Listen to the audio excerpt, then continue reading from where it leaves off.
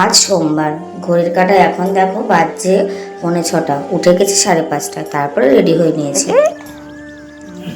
Good morning বলো। Good morning. কি good morning বলো গুড মর্নিং। ভালো করে। Good morning. Good morning. Bad morning. ছি, কেন ব্যাড মর্নিং?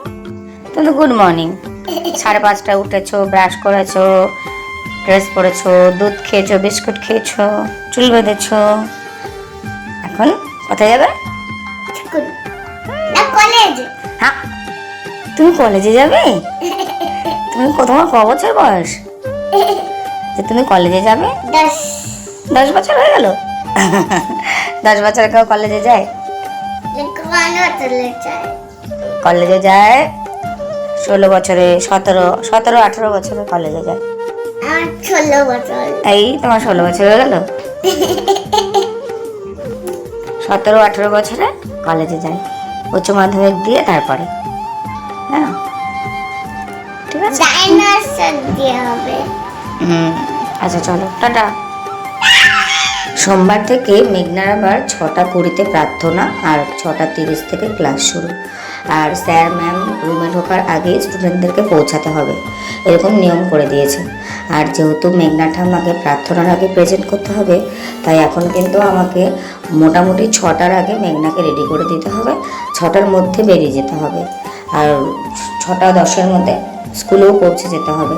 যদিও টোটোতে 5 মিনিট লাগে, কিন্তু তবুও টোটো ধরতে অনেকটা টাইম লাগে, কারণ এত সকালে একজন প্যাসেঞ্জারকে নিয়ে টোটোওয়ালাগুলো যেতে চায় না, আর খুব কমই টোটো পাওয়া যায়, অনেকক্ষণ দাঁড়িয়ে থাকতে হয়।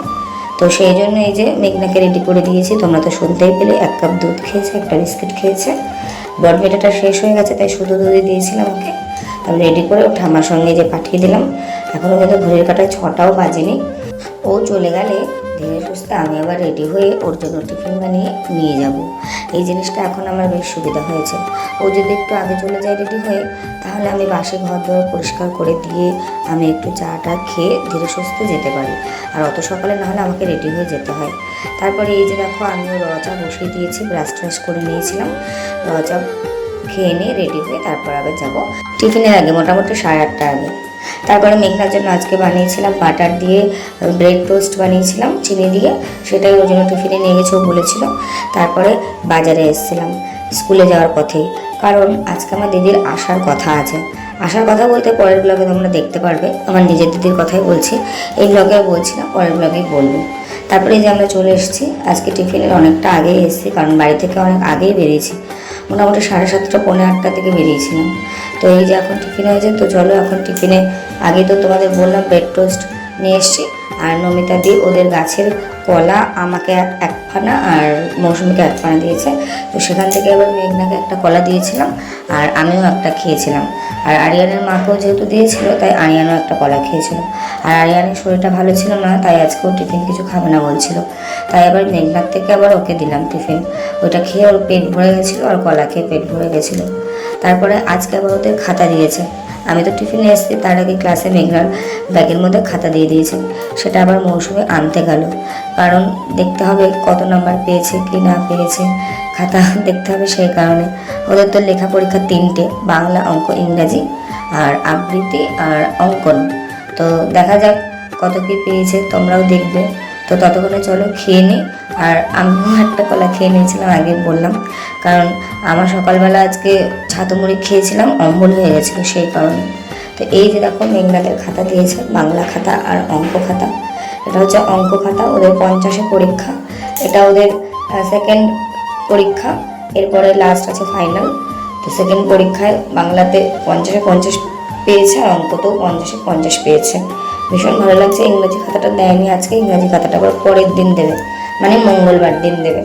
তো এই যে একা একাই করেছে। প্রথম সাময়িক পরীক্ষার সময় ম্যাডামরা একটু বলে দিয়েছিল বাচ্চারা ভুল করলে, তবে দ্বিতীয় সাময়িক পরীক্ষাতে কিন্তু কোনো ম্যামরা কোনো বাচ্চাদেরকে বলে দেয়নি, ওরা একা একাই করেছে। তো ভালো লাগছে খাতাটা দেখে, কারণ কম বেশি নাম্বার পাওয়াটা বড় কথা না, কারণ পরীক্ষার মানেই ওরা এখনও বোঝে না।